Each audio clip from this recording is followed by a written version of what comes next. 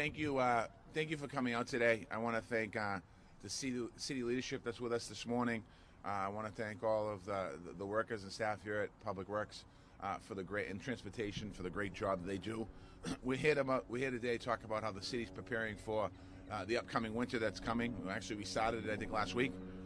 We saw this summer. We had the hottest summer on record. I'll wait till the helicopter goes by. Climate change brings a lot of unpredictability to our weather, and in fact, tomorrow we're anticipating the coldest Thanksgiving on record here in Boston. But like always, the city is ready and prepared to handle anything that the winter throws at us here. This winter, we're going to do everything we can to keep our roads safe during and after a storm. Just to be clear, there's no storm coming tonight, so this is about a prep for the next few months here. We have over 14,000 tons of salt here in this lot. We have 200 pieces of snow and ice equipment ready to go. You can see some of it behind us. We have the capability to expand our pieces of equipment on the road to over 800 pieces when we start to get some of these bigger snowstorms and these nor'easters that might be coming. We have more equipment to service our growing bike network. We have a lot more dedicated bike lanes in the city than we have had over the last couple of years. So we're making sure that as we clear our streets, we're also going to be making sure the bike lanes are clear. We've also ordered a third truck-mounted snowblower to remove the snow on main routes throughout the city. If you remember 3 years, in 2015 when we had all the snow, we were pushing it and storing it and taking it off the street. Now we have these truck-mounted snowblowers that can actually shoot the snow into parks and places like that, or shoot them into dump trucks to get them off the street quicker. Getting snow off the street as quickly and off our sidewalks as quickly as possible is crucial to keep our city moving forward and also allowing the folks in our city to get around. That's what we want to remind all property owners, that they're required to clean at least 42 inches of path to accommodate wheelchairs and strollers after a snowstorm. We're going to keep reminding people about this, and Chief Osgood is going to talk a little more about keeping our streets and our people safe during and after a snowstorm. Keeping people informed is also a very top priority of ours. Our Alert Boston system keeps people in the loop. We've made it even easier to sign up and receive alerts either by text, email, or phone, or if you want all three, we can certainly make sure that you get all three notifications as the winter goes on.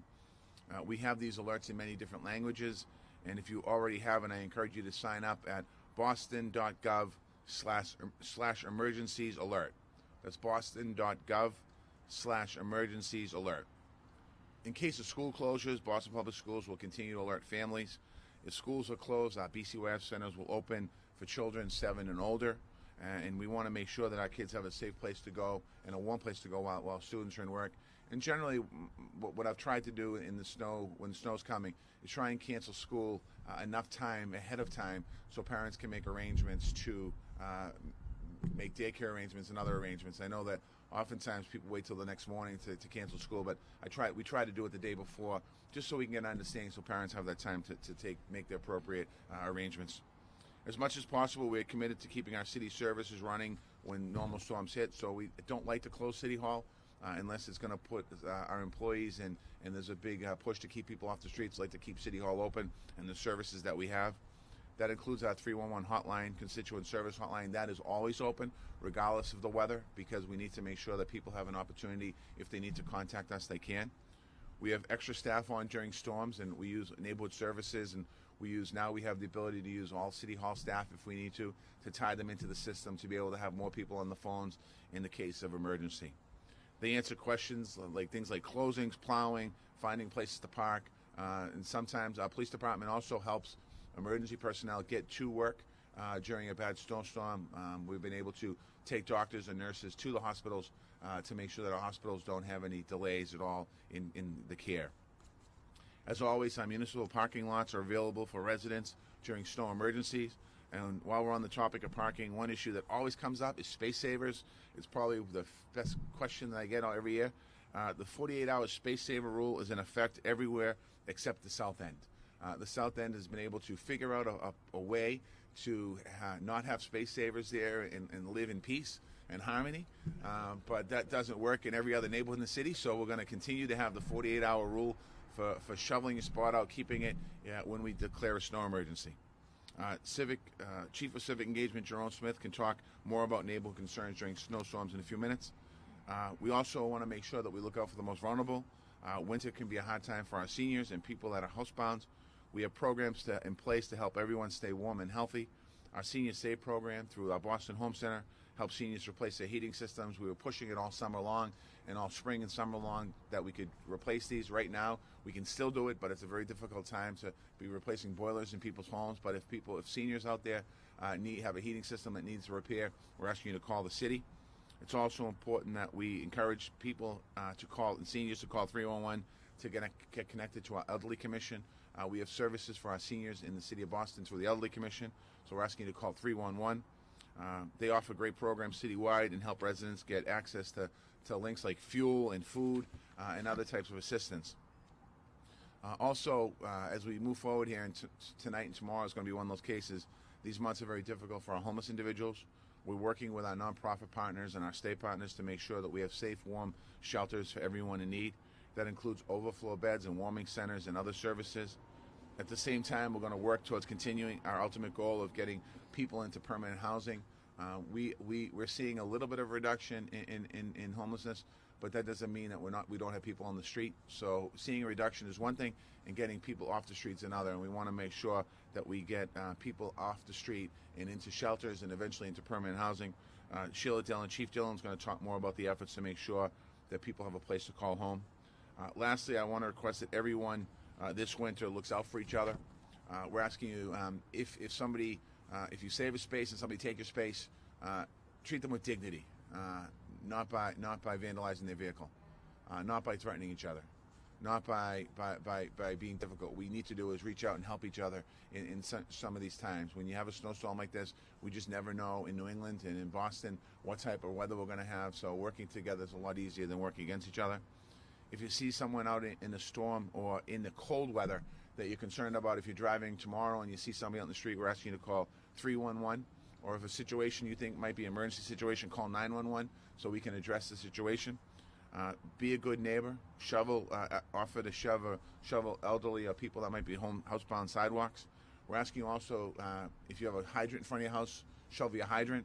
If you have a crosswalk in front of your house, if you could shovel out the handicap ramp there, it would make accessibility. Last year, one of the storms, we had a lot of ramps weren't shoveled, a lot of handicap ramps weren't shoveled, so we received a lot of complaints about that. And 3 or 4 days after a storm, if we get a large amount of snow, it's nearly impossible to get the snow out of there unless we have a jackhammer. So we're asking people to help us out a little bit. Small gestures mean a lot and can really help somebody in a time of need. Again, I want to thank the incredible leadership in the city, and that means every single person that works for the city for the work that they do. I want to thank the press, as always, for being here to spread the word, and thank you for being a strong partner when it comes to snow emergencies and winter weather emergencies. I especially want to thank all of the city workers who are always out there in the thickest of storms, plowing and salting the streets and making sure that our city's up and running. So as people are home on days off when it snows, our city workers are out there doing their job, and I want to thank them for that. Now, our city workers will be out there tomorrow making sure that our city runs as people enjoy Thanksgiving, and I want to give a special shout out to our city workers. And that's how we get through our tough Boston winters, and I want to wish everyone a very happy Thanksgiving. I'm going to hand it off to Chris. We'll hear from Jerome and Sheila, and then I'll take questions from everyone. Thank you so much, Mayor. For the city, as the mayor said, preparing for winter, responding to storms is a team event. Leading the Public Works team is Michael Brohl. He oversees things like the salt pile, the equipment, and most importantly, to the mayor's point, the women and men from the Public Works team who are out there plowing our streets and sanding our roads. On this site, as the mayor noted, we've got about 14,000 tons of salt behind us. That is part of what was around 44,000 tons through yesterday of salt in our city, spread at salt sheds throughout our neighborhoods. It is less than 44,000 tons right now because last night we spread a few thousand tons, making sure that everybody had a safe commute home last evening. That work, ensuring that we've got salt in the right places at the right times across the city, is coordinated by Mike Donaghy and Darlene Williams, who are off to the side right now, and they do a terrific job doing that work. As the mayor pointed out, preparing for winter and responding to a storm is not something you do the day of. That work starts actually far in advance of the actual winter. You see that in particular with our Central Fleet team led by Bill Coughlin. They're hard at work procuring the right type of equipment, like the new 10-wheeler we've got to my right, or ordering a third truck-mounted snowblower like the one you see to my left.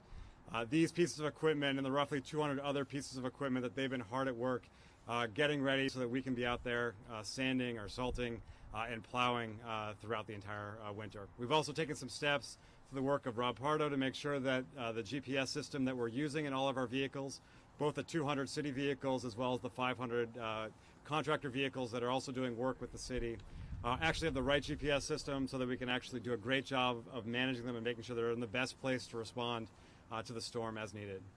We take absolutely every single storm in the city of Boston, every single threat of storm in the city of Boston seriously, whether that is a named storm, that is a nor'easter that may deliver about a foot of snow in the city, or it's something like the potential flurries we may see during the afternoon commute today. And that is that work, that game planning, that coordination through the storm, that coordination overnight is really led by Mike and by our assistant superintendents in the Highway Division, Norman Parks and Danny Nee. They do a tremendous job making sure that the entire team has the support they need and is the right place at the right time to make sure that everybody can travel our streets safely. That work wouldn't be possible, though, without incredible coordination and leadership of the Boston Transportation Department and Commissioner Fiandaca and the work of Brad Garrett, our 150 parking enforcement officers, our tow drivers, and some fantastic support from the Boston Police Department. They're the ones who can make sure the plows actually get to the curbs, that make sure that some of these bottleneck intersections are cleared and the plows can actually get through them well.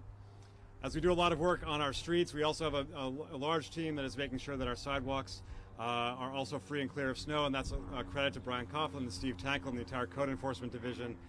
They're the ones who are out there during the course of a storm and afterwards, making sure that sidewalks are clear and that folks aren't putting snow from private property back onto our sidewalks into our streets.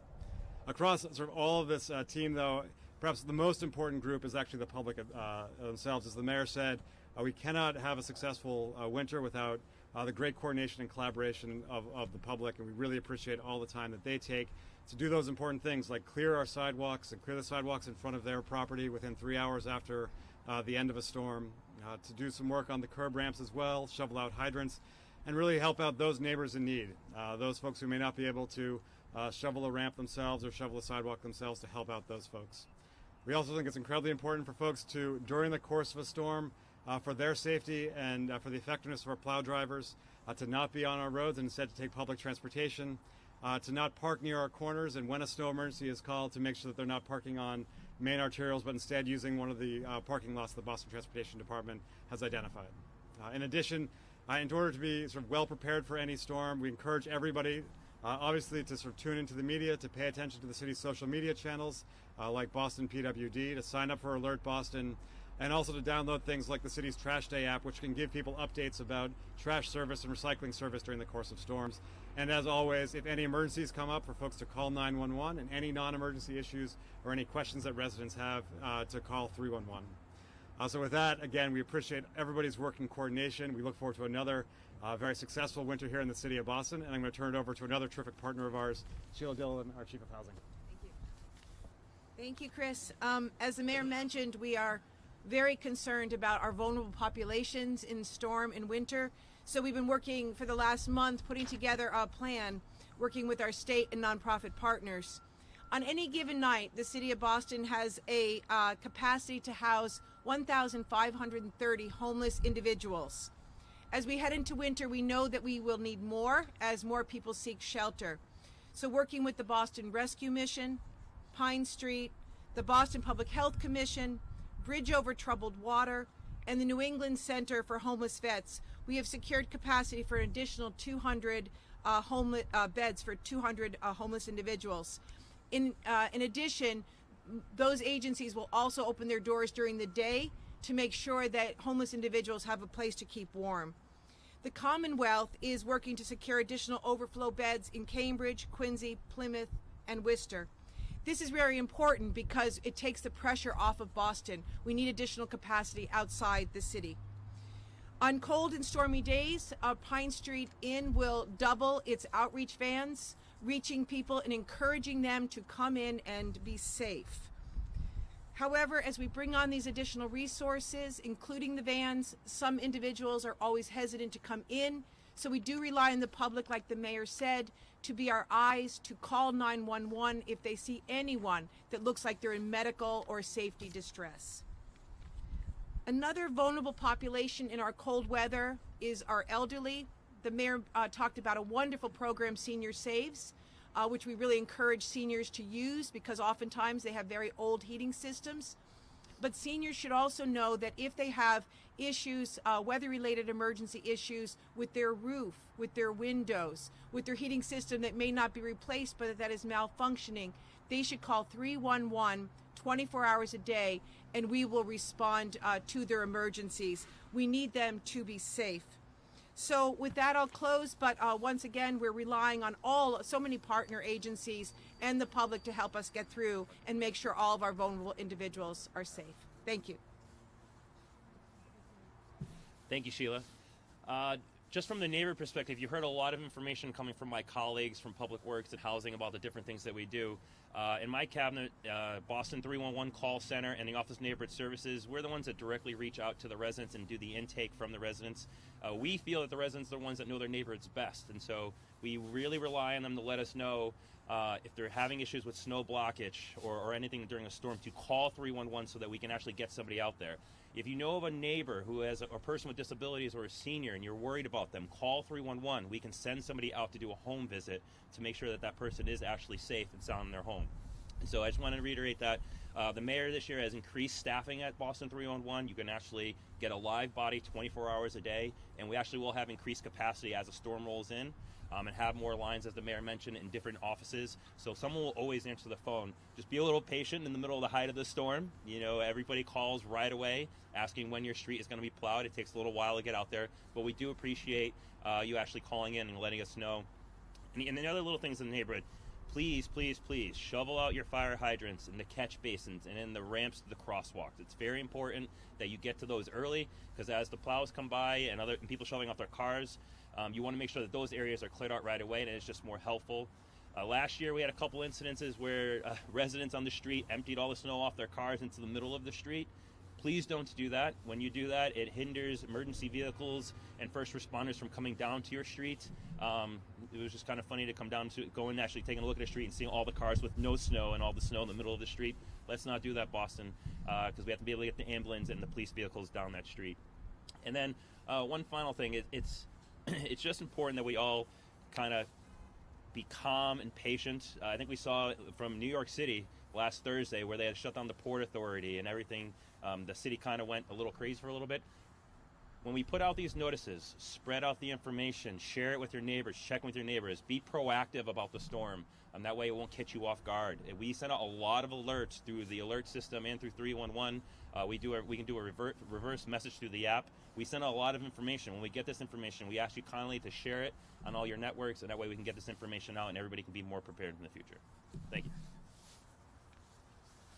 Thank you, Jerome and Chris and Sheila. And I also want to just thank Commissioner Gross and the police department for what they do as far as making sure people are safe and getting people to and from hospitals. I also want to thank Commissioner Finn and the Boston Fire Department, who sent out alerts as well to make sure people shovel out the vents and make sure that in the case of a bad storm, oftentimes you'll see the Boston Fire Department out there themselves shoveling out hydrants to make sure it's accessible.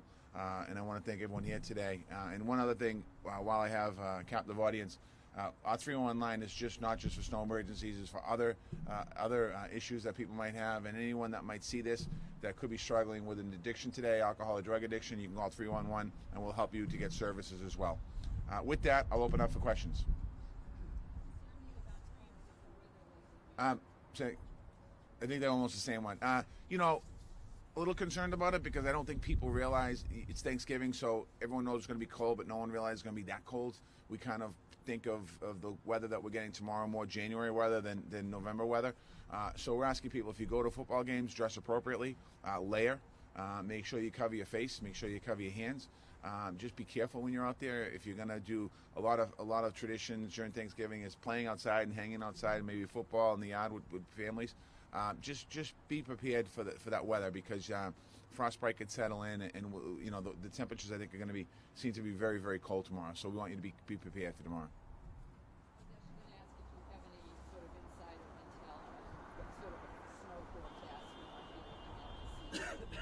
No, I don't know what the. About, what is it? A bit more than average. So the Farmer's Almanac is usually right. So a bit more than average. So if that means if we're averaging the last 3 out of the last 5 years, we're going to have a lot of snow.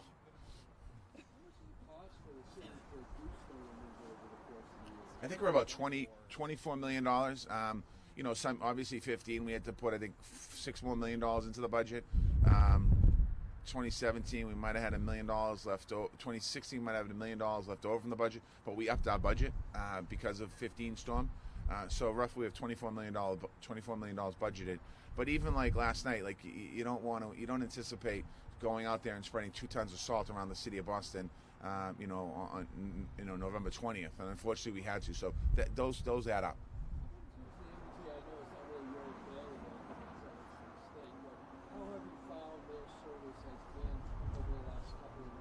It's been good. I mean, you know, they had the problem in 15, but I mean, I think that, you know, a lot of people got on them for that in 15. Yeah, maybe there was some internal structural issues that they had to work with, but we still had 106 inches of snow. So I think anytime you have that much snow, I don't care who you are or what service you are, you're going to have problems. But we work very closely with the T, so we stay in constant contact with the MBTA when there's a storm coming.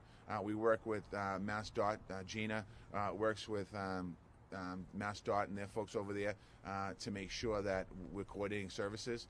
Sometimes, you know, and again, it's like we need to help each other. So if they're running down a road, they should plow it. They can plow it for us. If we're going down a road, we have the snow blower, we should take it off for them.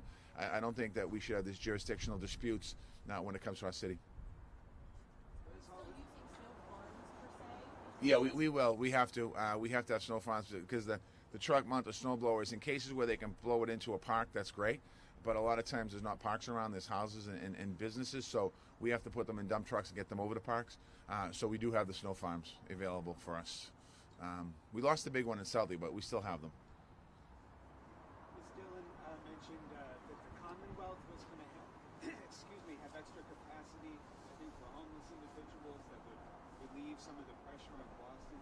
I just didn't quite catch how that works. We work very closely now with the state and the nonprofit partners to make sure, and I'll let Sheila come up here if she wants to talk more about it, but we work very closely to coordinate services. And I think that one thing that in the past might have been everyone kind of did their own thing, and that's not efficient, and that's not a good way to do business. And the way to do it now is share opportunities. So if we're having a problem in Boston, I think most of the time we are able to house everyone in Boston.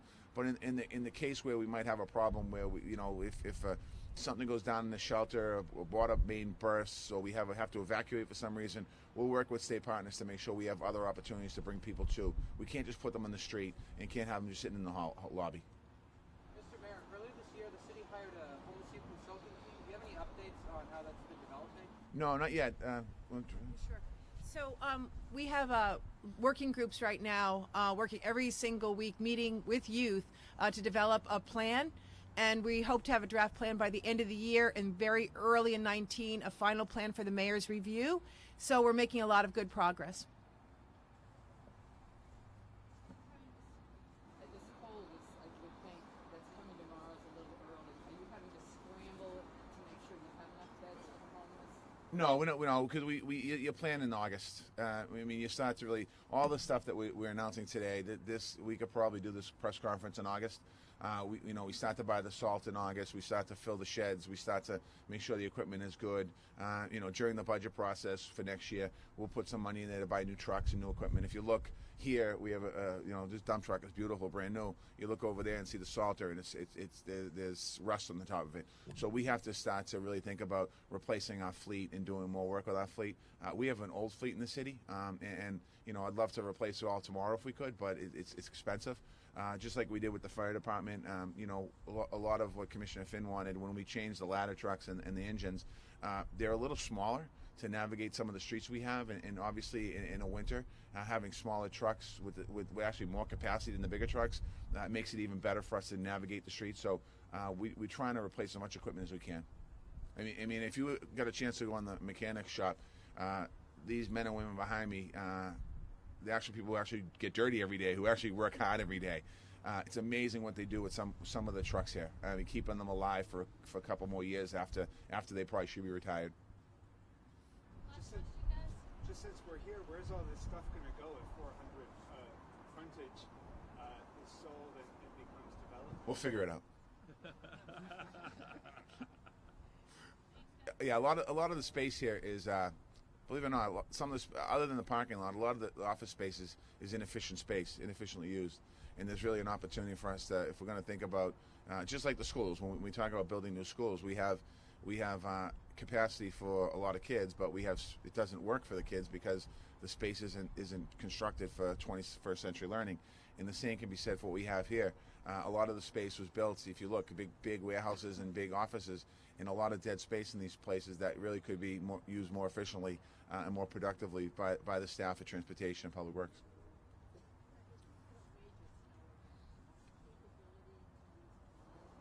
To go over the streets and see like what needs to be done right now. I don't think we have to. I mean, they have a pretty good policy. I don't know, Mike, do you want to talk a little bit about what you do? Sure, yeah. Just about how, your thought process on So rules and stuff. currently we do not use drones. We've got 800 pieces citywide. We've got 100 snow inspectors who patrol the streets. Our best view of the street and the conditions is a person looking at it to make sure it was treated, it was plowed, it was pushed back.